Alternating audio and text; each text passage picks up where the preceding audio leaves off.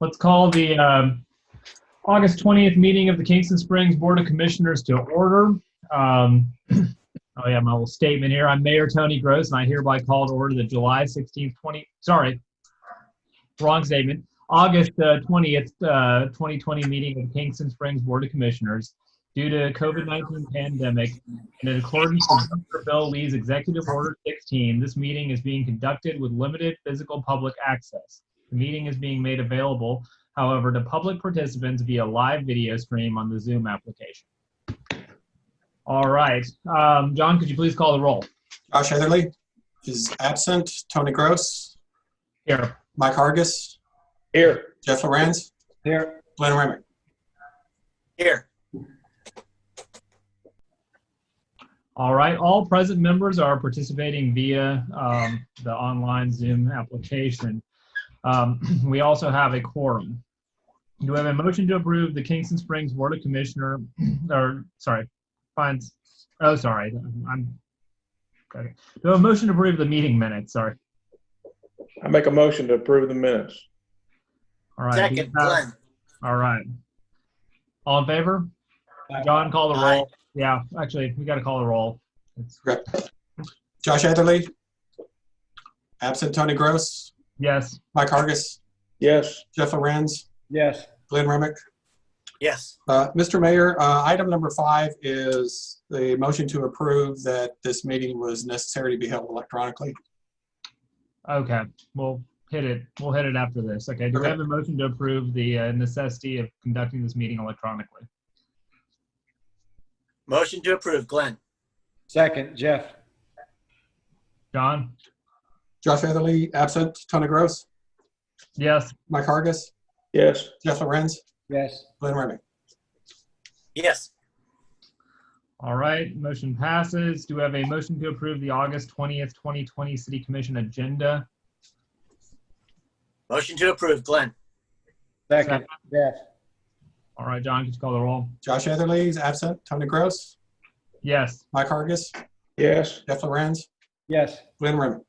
Yes. All right, motion passes. Announcements from commissioners. I just wanted to start actually tonight and offer my condolences to you, John, on the loss of your mother. I'm very sorry to hear that. Thank you. We can start with you, Mike. Do you have anything? No, sir. All right. Glenn? Again, condolences to John. I'd like to announce my intentions to run for my 3rd term as city commissioner. I believe my paperwork is cleared, and so looks like we have 4 running for 3 seats. We've got ourselves a real race. I'd like to compliment the city employees for doing such a great job in the parks. It's been looking great, been getting lots of compliments. As we all know, Kingston Springs Road, East Kingston Springs Road, we're getting a lot of detours through there because the bridge is out on I-40. I think we're having accidents. It's getting a lot of attention. I think we need to raise TDOT's awareness of this. There's a phone number we can call and contact the Cheatham County TDOT office. I'm encouraging everyone to do so, 615-792-5418, and express how we would like to see that section of roadway at least widened and filled to make it less hazardous for our citizens who are coming across these large, super wide, heavy vehicles coming through. So, thank you. All right. Jeff?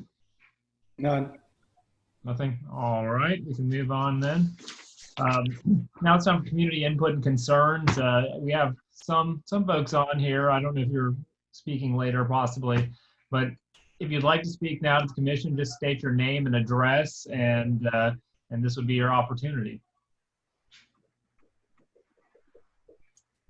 Do we know if any of these folks need to speak, John? No, sir. I do believe that ones that will speak are on the agenda. Okay. All right. We can move on to department reports. Everyone's had a chance to read those. Okay, there we go. Everyone just disappeared on my screen there for a second. Department reports. Is there anything to add? John? No, sir. We would like to speak about a couple of events that are coming up with the parks and get feedback from the commissioners. We have 2 events, and Brandy can speak to these as well. The first one we'd like to speak about is fall soccer. Fall soccer was scheduled to already start, or at least registration to open up. Currently, technically, contact sports, which soccer is on a recreational level, are allowed as long as we follow the Tennessee Promise for outdoor activities, which has to do with social distancing and preparedness, that kind of stuff. So we would like to get feedback from the commissioners on fall soccer. Actually, it's not allowed in the Tennessee Promise. TSSAA has made their concessions, but contact sports is still banned through August 29th or whatever. Yeah. Thank you for clarifying that, Brandy. So we would, with the assumption that it would be allowed after the end of August, we would need to go ahead and quickly do a week or two of registration, and then a shortened, probably 6, maybe 7 week season. So since this is the only time this body will get together prior to the end of August, we kind of wanted your feedback on first, fall recreational soccer. Just my perspective on it is, if we do that, and it seems like it could be a lot of effort, and then we're going to be stuck in that same position where Brandy's having to refund everybody, and like we did in the spring. So it could put us in a kind of that position again if we did proceed with it. I mean, obviously everybody would love to have the activity. It's everybody's ready for sports to come back, I know. But I don't know. What are your thoughts, Brandy? Do you think it's feasible to try, or should we just maybe push it again just till the spring to see kind of where we are? I would be more than happy to try. My concern is that we're not going to get enough players to make 4 teams in each group. Okay. From what I'm hearing across some other areas, is they're struggling to get enough kids to play. I mean, you have a bunch of kids that want to play, but do you have enough to make 4 teams in each age group to make it even feasible? I personally would like to say that at least show that we have made an effort to do so. I think would be very valuable. I don't understand Bellevue and Fairview are both making efforts to try, but I think we should at least try and be ready to just back down if necessary. I mean,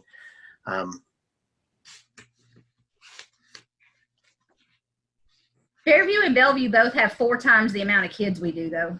understood. So, I mean, that would just be, on a strong season, we have 4 to 5 teams in each group. It's hard. We normally average about 4 teams. I mean, I'm willing to try it, absolutely. But it is, we are. I would like to just get a pulse, ask the community by offering signups, and just get a feeling from the community as a whole rather than make decisions ourselves. I think it would be wise just to put it out there and see what we get, and then move from there. I think that's my position, just to show that we're trying to. Okay. I mean, if there's a way to possibly do it, I guess, and maybe not collect money, but just get people to kind of like sign up in an interested kind of way. And if by some stroke of luck it does work out, but maybe it would be a way to do it so that we're not stuck in that situation where we've taken people's money, then we're refunding people's money. Right. That kind of becomes a problematic. But then on the other hand, you still got a very short time to do all of this. You've got, as I'm sure you're well aware. So It'd be a short season. It will be, Brad. We've talked about different dates. Well, Bellevue's running mid-September to mid-November. So if it runs, there's still the caveat that we hope that they don't change anything, that it ends on August 29th. So, Mike, what's your input? Well, I think maybe the idea that you had, Tony, about pre-registration to say what's the interest, and then that would give Brandy enough intel about do we have enough kids coming out to make each league and each age group. That's probably a way to do this and let them pay once we get past the 29th, and we know the season could start if we have enough interest. Yeah. Okay. Jeff, Okay. did you have any of that? No, that all sounds good. Is there, I mean, do you need a additional waiver in case, one of the kids on the team has COVID, and then like, is that going to come back on us since we're running it? Brooke. Yeah. Yeah, you do need to have, if we are given a go under the Tennessee Promise guidelines, you still need to have some pretty tight guidelines in place and procedures in place, that mirror what comes out of Tennessee Department of Health and CDC. Now, I think so long as you are doing everything in compliance with those, and the fact that it's an outside sport, the fact that we've got community spread, so, it would be hard to 100% nail down where someone caught COVID. I think that would work in our favor, but we would definitely have to make sure that we hit every mark as far as what was required with CDC and Tennessee Department of Health. Okay. Very good. We can definitely make that happen then. Okay. The next item that we would like to discuss for a fall event is Art in the Park. Art in the Park is usually, is it the first weekend in October, first Saturday in October, Brandy? 3rd. Yeah, so that would be October 3rd. We are usually in the middle at this point of planning for Art in the Park. As you guys know, we probably have 70, 75 vendors. We have food trucks. We have art to be judged, and judges to be obtained. As things stand right now, we would not be able to have Art in the Park, and we won't know one way or the other until the 1st of December or 1st of September.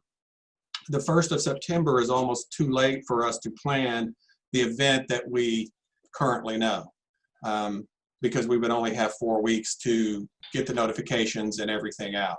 We could do, depending on what happens the 1st of September, we could do an augmented Art in the Park where we just have craft vendors, where we might have an open art show but no judging, or no art at all. We could work something out if we are allowed to have it with the new guidelines that come into place after the end of August. So I guess the question is, if it's not possible for us to have the Art in the Park that we've all come to know and love, is this body okay with Brandy and I working on something that would be similar and to the best of our abilities trying to make it as festive as possible? Or do we postpone it till spring like we did Dinner on Main? Yeah.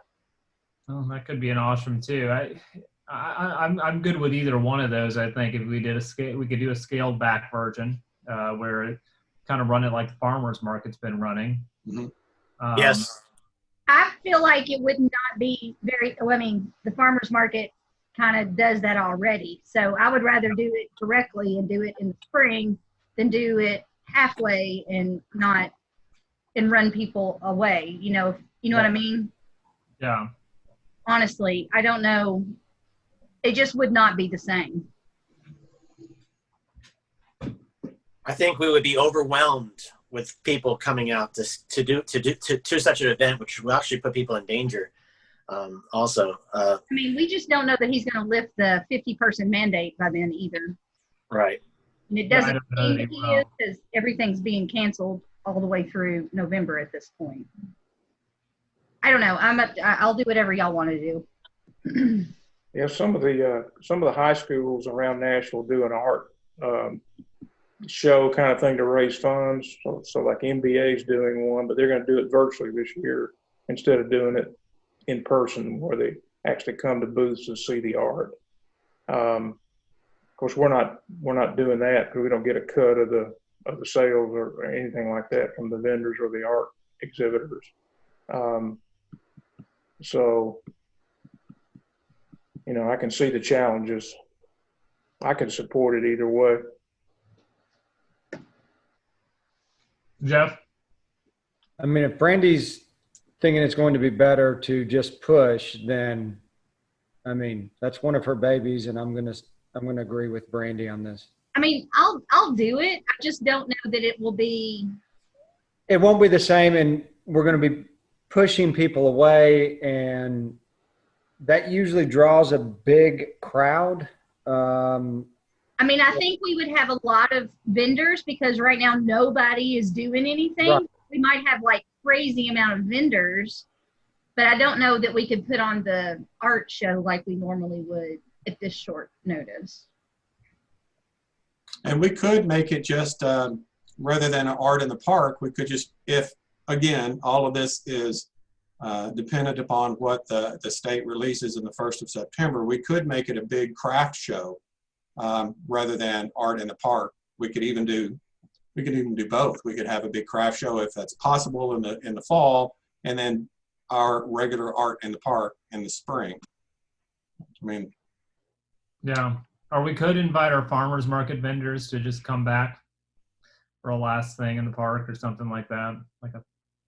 I mean, I think if you did something in the fall and we do push the actual art in the park event, you could really change the criteria in the fall and have, you know, more of a farmers market type atmosphere instead of just art and crafts. market in the park. I like that. It's got a ring to it. Do something I like like it. Market in the park. Okay, then that's what we'll do. We could invite our existing farmers market vendors and then open it up to some others. Sure. Yeah, maybe we could. Out to the list for art in the park and just, you know, come up with a concrete date for the spring and let them know that, you know, we're gearing towards that. But if they want to do this event, we could always hit that mailing list. Okay, very I good. think it's a good plan. All right, that's what Brandy and I will start working on that tomorrow. Great. Thank you all very much. The third thing and Brandy, I don't know if you've heard about this, but I did have extended conversation too with Gerald Greer. He's a city commissioner up in Ashland City, but he's also the first chair violinist for the Nashville Symphony. And he would like to do probably just a quartet. He said it might be 8 stringed instruments from all Nashville Symphony artists that would come and play in our park. So he's looking to do that sometime in the fall. And so it's something that we should keep in mind. And it kind of, once again, goes along with what these what kind of guidelines we're going to have and so on at that point.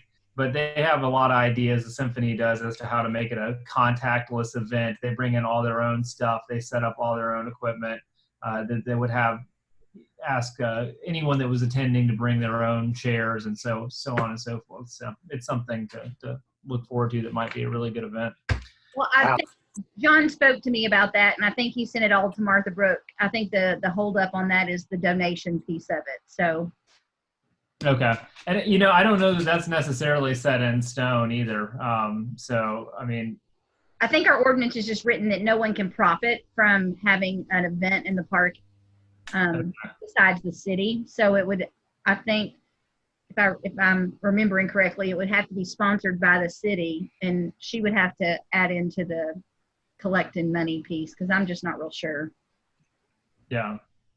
Yeah, and that wasn't set in stone that they would necessarily want to. I mean, I know that because the entire symphony's been furloughed for a year, some of them are actually hurting quite a bit from that. So there was some idea to do that, but it's not necessary. Right. Okay. On to legal updates. Martha Brooke? Yes, so of course, you know, special session just ended last week. Not a lot that went on with respect to municipalities. They did pass the liability bill, and so I need to dig into that a little bit further. I haven't had a chance to read all the way through it and look at the implications, but that did come up. I'm also planning in September, and John, I'm saying this out loud so that I won't forget to ask you for some time on the agenda to kind of go over some of what came out of the MTAS legislative summary. Mm-hmm.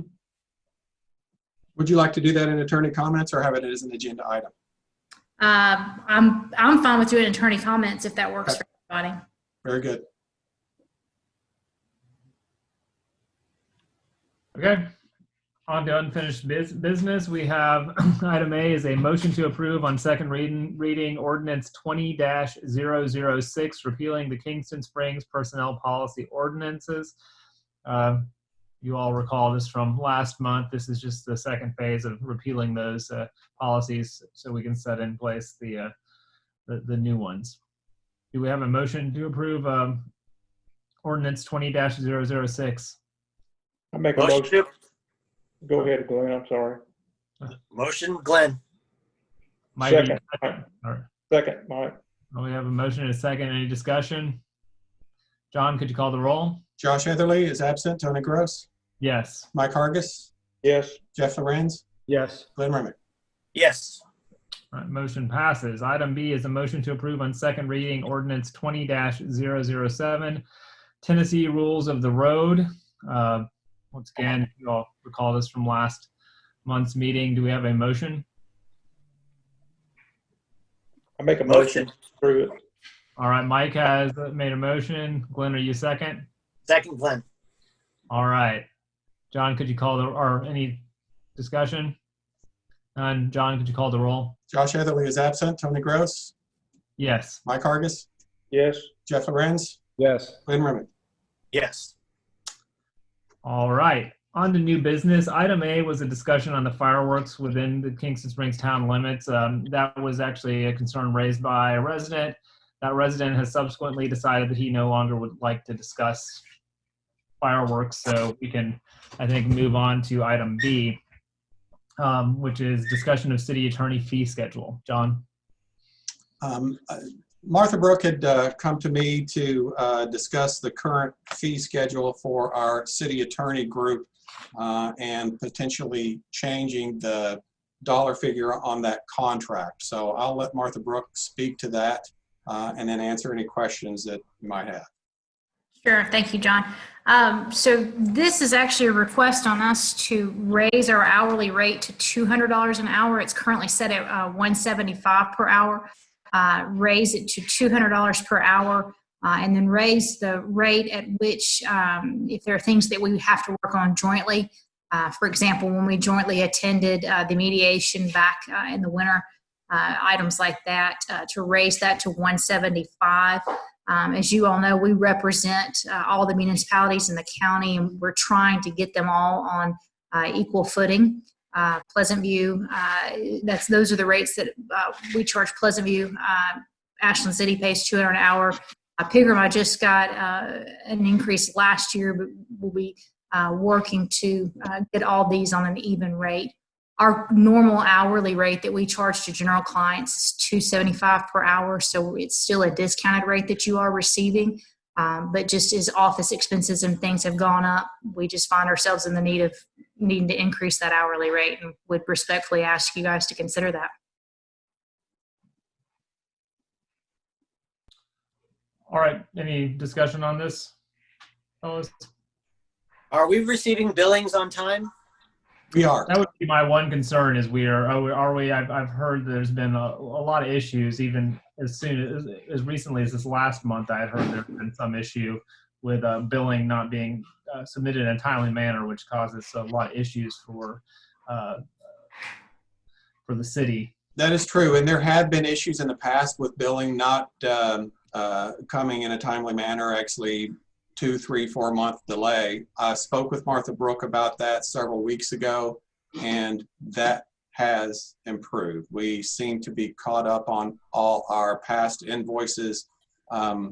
There might have been a delay this past month, I'm not sure, but otherwise it's been an improvement of where it was before. Yeah.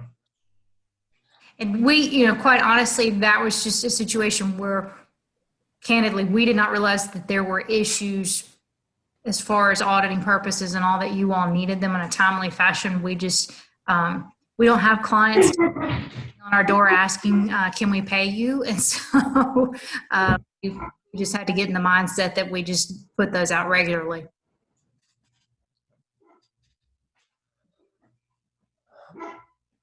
Mike, Jeff, your thoughts? None. Mike? Well, yeah, I don't have any opposition to that. I mean, if it's going to standardize it across the county, I'm not sure that Cheatham County should be paying less than other cities, but the timeliness is very important on the audit. Okay. If I might throw in, we did increase the line item for legal fees this year. I think it's $5,000, if not $6,000. So if there was to be an increase in the fee schedule, most likely that would be absorbed in the current line item.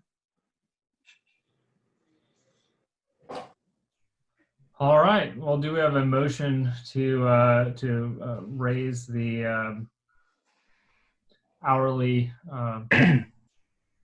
rate from $175 an hour to $200 an hour?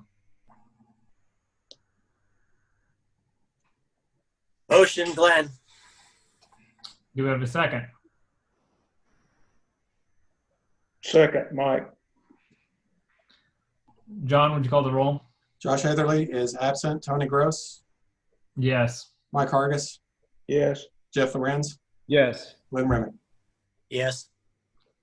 All right. Motion passes. Thank you, gentlemen. Item C is a discussion on the proposed Titan fuel terminal in Dixon County and its impact on Kingston Springs. The Turnbull Preservation Group, I believe some of those individuals are present on this Zoom meeting. Yes. My name is John Ryder. With me is Jeff Lund and Roger Wenick. We represent the Turnbull Preservation Group and would like to, first of all, thank you for allowing us to pass on some important information concerning this proposed Titan fuel terminal in Dixon County.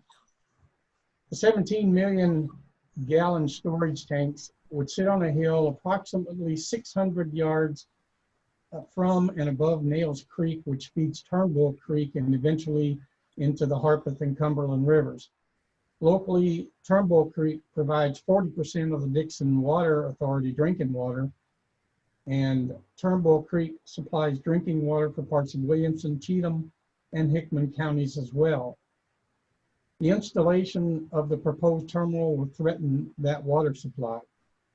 With 100 trucks loading each day, and this is a 24/7 operation, and between 15 and 20 trucks unloading additives each day, the threat of spills and leaks become of great concern.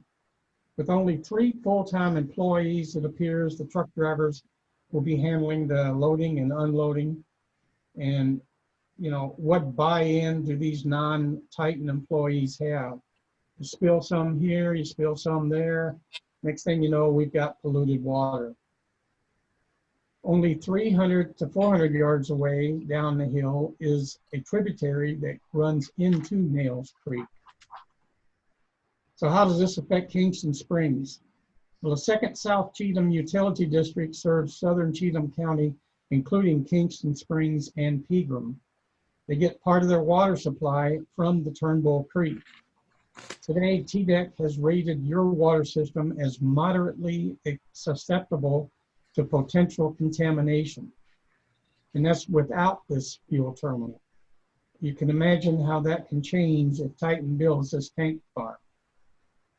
While Dixon County leaders on the Planning and Zoning Committee and the County Commission have held votes that favor our position, our battle is just beginning.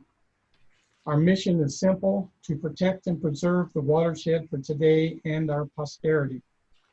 Over the coming weeks and months, you'll hear from us on many different issues and fronts related to our right to clean drinking water and our intent to represent all communities. We are not a single issue entity, but rather a conservation group with a dedicated purpose for generations to follow. In addition to the danger of polluted water is a possible traffic concern through Kingston Springs. When an incident occurs on I-40 between exit 182 and 188, I'm sure you see a lot of detoured traffic.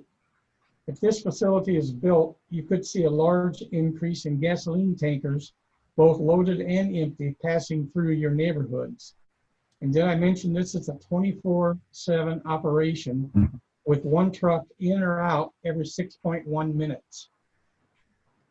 We're engaging in dialogue with as many affected residents, councils, and commissions as possible to convey the threat that's before us today, the building of this terminal. We've hired a local attorney, Roger Wenick, who's here today, an environmental lawyer, Beth Alexander, and environmental consultant, Barry Sulkin. Roger handles our Dixon County legal proceedings. Beth and Barry are working on the environmental issues, primarily with TDEC. We've also been in contact with Harpeth Conservancy, who's taken issue with some of the TDEC permits and other environmental groups. The Water Authority of Dixon has officially come out to oppose this facility.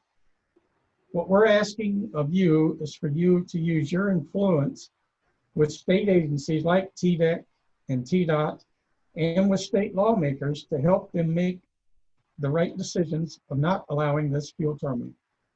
You could solicit help from your county leaders as well. We also ask your help in setting up a community outreach where we can inform your affected citizens of this issue and the dangers of their water being contaminated from this fuel terminal. You can help by providing us with a location like a community center or a firehouse to hold this event.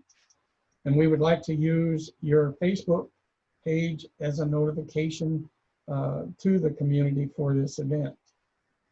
And you can check out our webpage at www.stopdixonfuelterminal.com, or you can go to our Facebook page at Turnbull Preservation Group. And once again, we want to thank you for allowing us to address your body. Thank you very much. Thank you, Jeremy. Thank you. And actually, our next item, we because there has been some concern, and during the past month, hearing the concern and learning more about your cause, I actually asked our attorney Martha Brooke to draft a resolution in opposition to the fuel depot. Just as a refresher for me, and anyone can jump in and do this kind of on the political approval side of things. Where does this fuel depot stand right now? Currently, only the state has approved it through some TDEC permits. Locally, the County Planning Commission has denied all the permits, but we do expect Titan to appeal those issues. We already have one lawsuit in Dixon County Chancery Court, and we're planning on filing others just to kind of preserve some of our issues. But Titan is still moving forward, and they have already pulled permits with TDEC for their air pollution control, for their aquatic resources for crossing some streams, and I believe they've even submitted their stormwater protection plan permit. So they are moving forward, even though the county has turned them down locally. They are moving forward with it at a state level, and we expect them to revitalize their issues here and either appeal that in court or apply for another permit. Appreciate that. And actually, we tonight have the privilege of having our city planner with us, Sharon Armstrong, who's quite knowledgeable in these issues. Sharon, could you just share a little bit about your thoughts on this? I think it might be useful for the board. Thank you, Mayor. I'd be happy to. The only non-replenishable resource on this planet is water. Fuel spills are not frequent, but they're disastrous. If you think back to the Exxon Valdez back in the day, I am surprised to learn that the aquatic resource crossing the stream was issued by TDAG. They normally they do an extraordinary vetting of these projects to make sure that there's no potential for contamination of the water. If the water is contaminated by the fuel source, there aren't sufficient chemicals to clean that water. You simply have to wait until it flows downstream into another jurisdiction and hope that it clears up as it goes. So I would concur with the city's position that a resolution to resist this. And if I might ask Mr. Wayne, when is the next scheduled activity at the county level for this project? Currently, our next scheduled event is in Chancery Court. There is nothing on the agendas for the Planning or County Commission. And if I may, I'll take a moment and address that the Aquatic Resources what Titan has done is they applied for a temporary road crossing. So TDEC gave them a little bit of leeway on that. And now they have come back and submitted plans after they've gotten that approval saying, we want this to be permanent. And that's kind of some of the things that we're dealing with is we're having a lot of things submitted. And then after they get approval, they're asking to revise that and to change it, you know, once they get that toehold in there. So we've been fighting this for a few months, and that's kind of the way they're playing the game. And that's why we're having to reach out to so many communities and kind of let them know that if Titan comes to them, they need to take a closer look at their future plans, not just what's being presently submitted. And that's why we have these lawsuits filed in Chancery Court. John, if I may, Mr. Wayne, could you provide Mr. Lawless, the city manager, with information regarding contact for when the next scheduled public meeting for TDEC might be? A little known fact for these projects is that TDEC is in the business of issuing and vetting and issuing permits every single day. Some of those permits are as common as just a general coverage permit for dirt work that you want to do on a lot in preparation for development. But Aquatic Resources bears public scrutiny, and the public has the right to appeal. So do local governments have the right to appeal those decisions with TDEC. So it's not uncommon with something that's this contentious within a community for a public hearing to be held. And it's certainly not uncommon for law firms to file actions in appeal and in protest. So I would advise the group that you might want to consider looking at the appellate process at TDEC to challenge the issuance of that permit and its expansion to other areas. There are some rules that were propagated in 2016. They're somewhat stringent for ARAP, Aquatic Water Resources. In addition, there have been some new general rules from other areas, including EPA. They're more defined than they were in the past, so that may give you some resource as well. But I would support any motion to resist this project until it's fully vetted. My understanding from what I've been able to discern in my research is that there's not been full disclosure on their activities plan. That's been our experience with them as well. And as soon as anything is scheduled, we'll make sure to keep your committee and your county, your city rather, informed of everything. I got a question. Can they proceed without approval from the Dixon Planning Commission? They cannot. The only way they can proceed without approval from the Dixon County is through the courts. And since the county has already denied their final permit, that's where we're expecting it to go next. They haven't filed anything yet. They still have about 2 weeks to do that, but we expect it to take place at the last minute. So could the court override the Planning Commission's decision? Yes. Yes, they could. Ms. Hargis, those challenges to the Planning Commission decisions are usually taken in Chancery Court.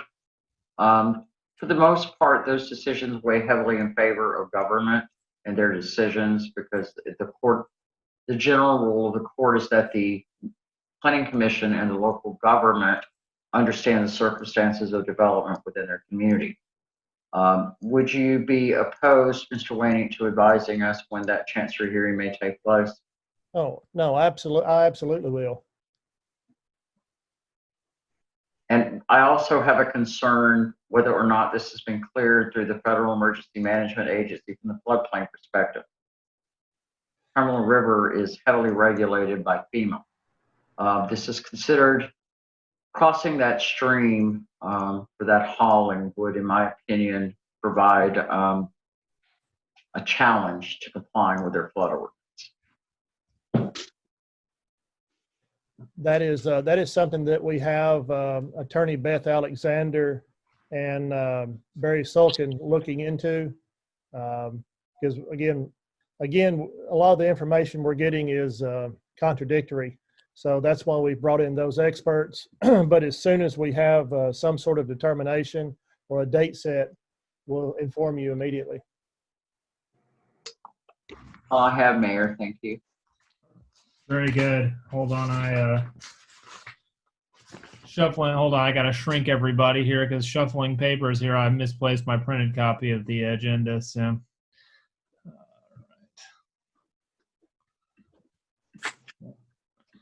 need a little technical break here. All right. So we are on to, and it's so tiny here, and I guess I'm getting old because I can't see it very well. Item D is a motion to approve Resolution 20-012, expressing opposition to the placement of the fuel depot in the 2 Mile Road area in Dixon County, Tennessee. I actually have it here. It's brief, so I could just read it so that everyone has an idea of what it actually states. Whereas Titan Partners has requested the approval and construction of a fuel depot in the area of 2 Mile Road, Interstate 40, and Interstate 840 in Dixon County, Tennessee. And whereas the fuel depot is intended to be a large acreage facility capable of storing around 118 million gallons of petroleum products. And whereas due to the location of the fuel depot in proximity to streams and groundwater that supply water source of drinking water to the town of Kingston Springs, any leak or other hazardous event at the fuel depot would compromise a water source for the town of Kingston Springs, which would lead to a public health crisis and great expense to the town to find other sources of clean water for the town residents. And whereas it is the responsibility of the Board of Commissioners of the town of Kingston Springs to take steps to protect the general health and welfare of the citizens of the town of Kingston Springs. And whereas the Board of Commissioners of the town of Kingston Springs desires to formally express its opposition to Dixon County, Tennessee, as to the approval of the site plan and construction of the said fuel depot. Now, therefore, be it resolved by the town of Kingston Springs Board of Commissioners that the town of Kingston Springs strongly opposes the approval by Dixon County, Tennessee of a site plan for the construction of a fuel depot in the location of 2 Mile Road, Interstate 40 and Interstate 840, or any other location that would impact the water source of the town of Kingston Springs. So that was what Martha Brooke put together for us in relationship to this. Do we have a motion? Motion to approve, Glenn. Second. I think Jeff tried to second, but he's muted. It's fine. Mike can have it. Okay. Okay, I'll second Jeff. All right, we have a motion and a second. Is there any discussion? I appreciate the mayor stepping forth and doing this. This is fantastic. I would love to see, I'm happy to see the city taking such a strong position. Thank you. Anything else? All right, John, could you call the roll? Josh Heatherly is absent. Tony Gross, Yes. Mike Hargis, Yes. Jeff Lorenz, Yes.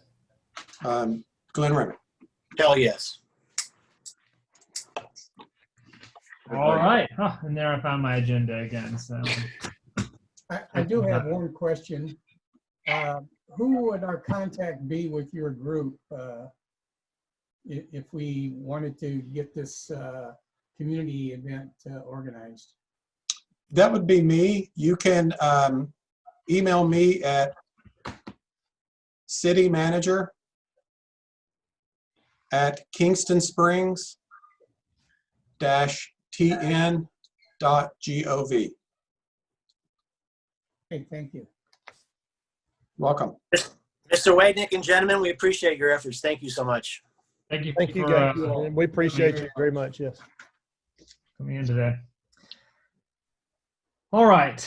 The next item is a motion to approve first reading of Ordinance 20-008, amending Ordinance 19-002, the 2019-2020 budget. This is the big budget amendment we do on a yearly basis. You all have been given the documentation for this from Debbie. As John mentioned earlier, Debbie was unable to attend, but he should be able to address any questions you may have in regards to these amendments. And if not, as John said, he can also reach out to Debbie via text tonight if there's something that's really pressing in this budget amendment that you need addressed from her. John, do you have anything to add to that? No, sir. I think that the materials were supplied. Again, I'll be happy to answer any questions I can, but that's it. Okay, do we have a motion to approve on first reading ordinance 20-008? Motion to approve. Glenn. Second, anyone? Second, Jeff. All right. Is there any discussion?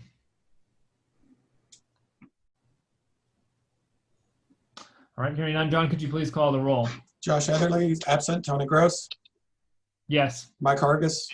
Yes. Jeff Lorenz. Yes. Glenn Remick. Yes. All right, the motion passes, and we will schedule a public hearing for the September meeting. For September this. 17th. Correct. Okay.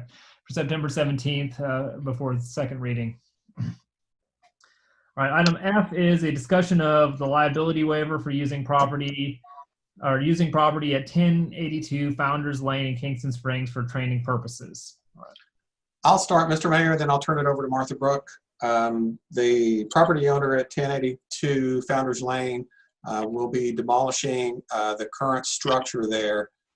But prior to demolishing that structure, the Cheatham County SWAT group would like to use that structure for training purposes.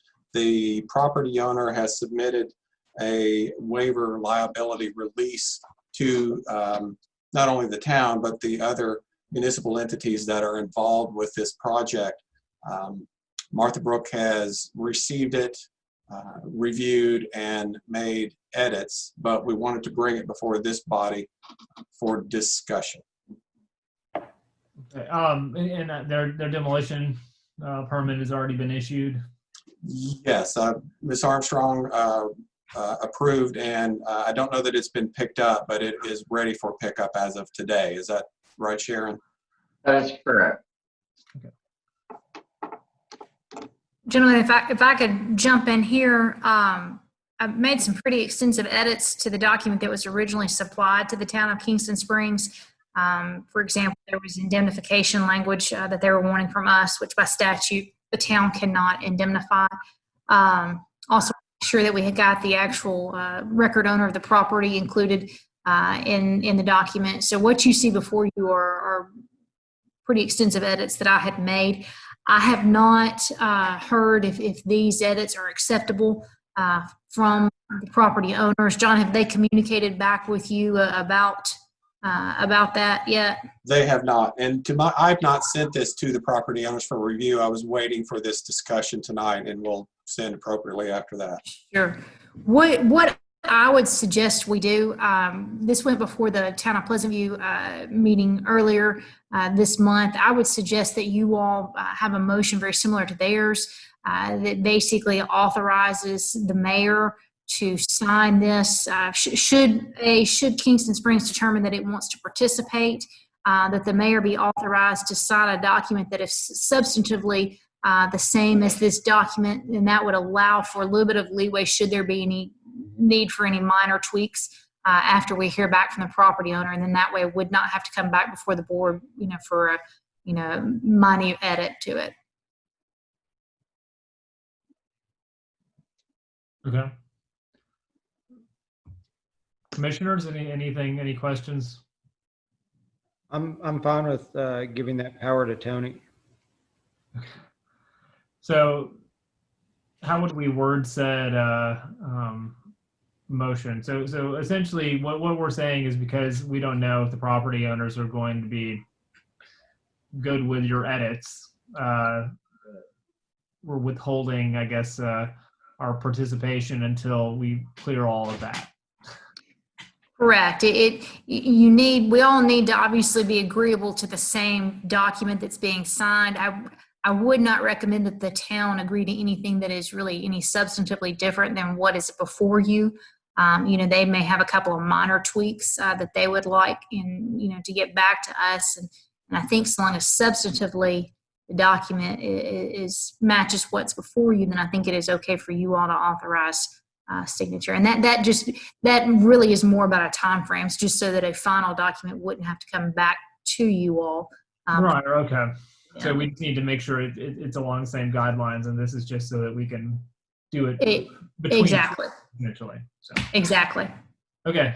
Do we I have, wasn't quite sure. I know when you're trying to coordinate a lot of different agencies, I wasn't quite sure what their time frame was going to allow. So that's why I was trying to leave as much leeway for all these agencies as possible. okay. Do we have a motion? I make a motion that we approve it and authorize the mayor to sign the document. Second. Second, Glenn.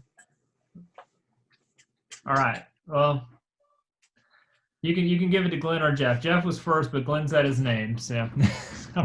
Glenn just talks really loud. All right. So we have a motion and a second. John, could you call or is there any discussion? Any further discussion? John, could you call the roll? Josh Etherly is absent. Tony Gross, Yes. Mike Hargis, Yes. Jeff Lorenz, Yes. Glenn Remick. Yes.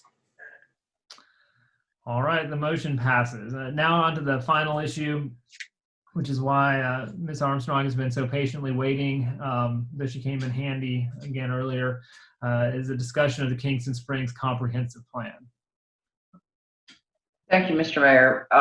If the commission will remember, about 6 months I visited you after a series of public meetings that we held and outreach meetings regarding development in Kingston Springs that were held in Burns Park. Those were held last year. The intent of those was to move forward with proactive planning in Kingston Springs. Over the course of the past 20 years, several portions of the pre-work have been done for the comprehensive plan, which has long been a goal for the city.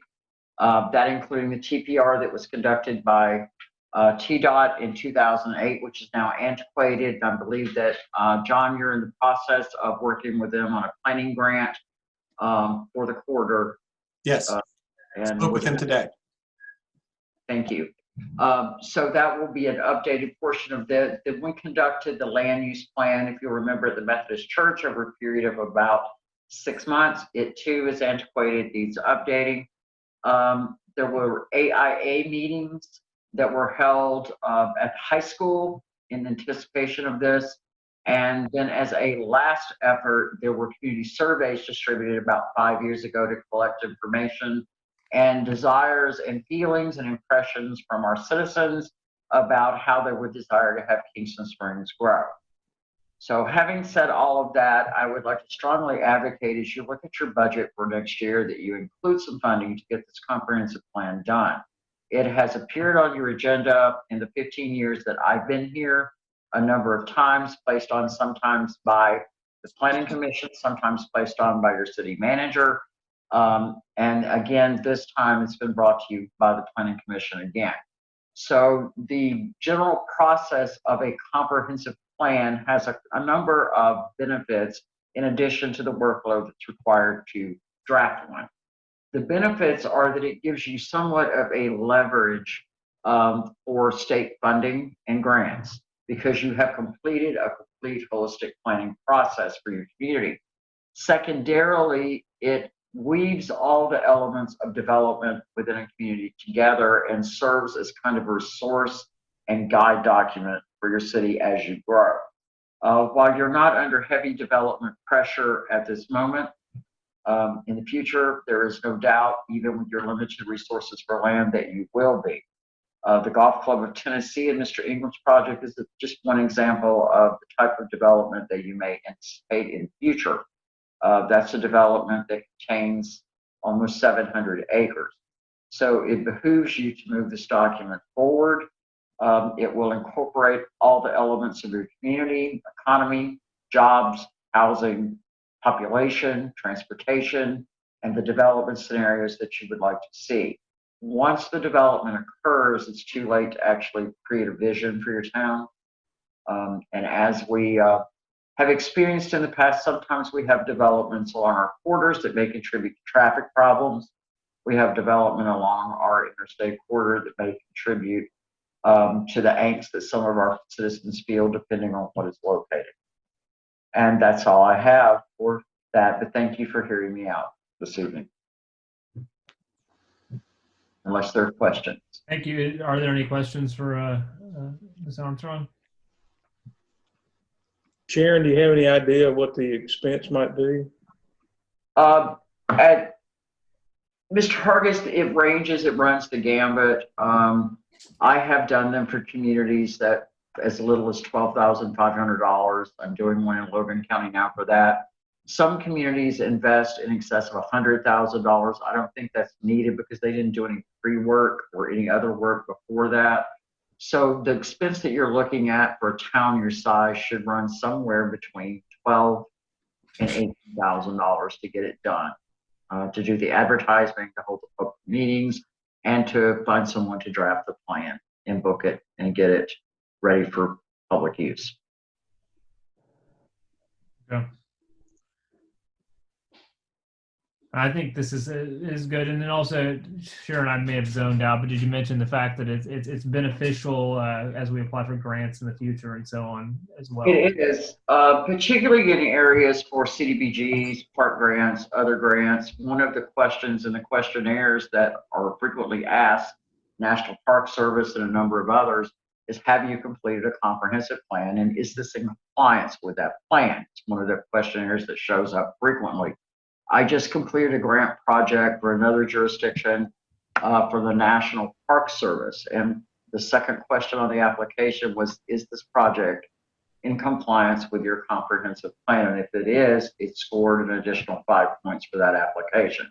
And it ended up incidentally making the difference of 2 points for that community to win the grant over another community. It also demonstrates to the state that you do a thoughtful community development process rather than responsive, you're proactive. It's also one of the highest recommendations from GNRC as they visit their communities that needs to occur. Well, I have wanted to move forward on this for a while. The Planning Commission has talked about this for years now, and we've brought it up in some of our retreats over the years as well. But I think it is time that we really do this. So I guess once again we're looking at the 21-22 budget year for such a thing. So this needs to be something that is a retreat topic followed by a topic for the budget meetings next year. Good. All right. Well, thank you very much. Is there any additional questions for Sharon? Thank you, Sharon. You're welcome. All right. Item 14 is surplus. We have a City Hall dry erase board to discard, a dry erase board cabinet to donate to the Cheatham County SWAT Command, a weed eater to discard, a Canon image runner to printer to discard, and a body armor vest, 3 of them, to donate to Humphreys County and White Bluff Police Departments. So a motion to surplus. Motion to surplus. I wish the bus drivers could have used those body armors though. Do we have a second? Second, Jeff. All right, John, could you call the roll? Josh Etherly is absent. Tony Gross. Yes. Mike Hargis. Yes. Jeff Lorenz. Yes. Glenn Remick. Yes, I would have wore that vest. All right. Is there anything for discussion only? All right. Reminders are the Kingston Springs Farmers and Artisans Market continues through the end of the month. Precautions for vendors and customers remain in place, and City Hall will be closed Monday, September 7th for Labor Day. All right. Do I have a motion to adjourn? Motion to adjourn, Glenn. Second? Mike. Second, Jeff. Okay. Mike didn't look like he was budging. So it's so hard on these meetings because you just don't know who's gonna fire. All right, John, go ahead and call a roll. Josh Etherly is absent. Tony Gross. Yes. Mike Hargis. Yes. Jeff Lorenz. Yes. Glenn Remick. Yes. All right. Thank you, everyone. Have a nice evening.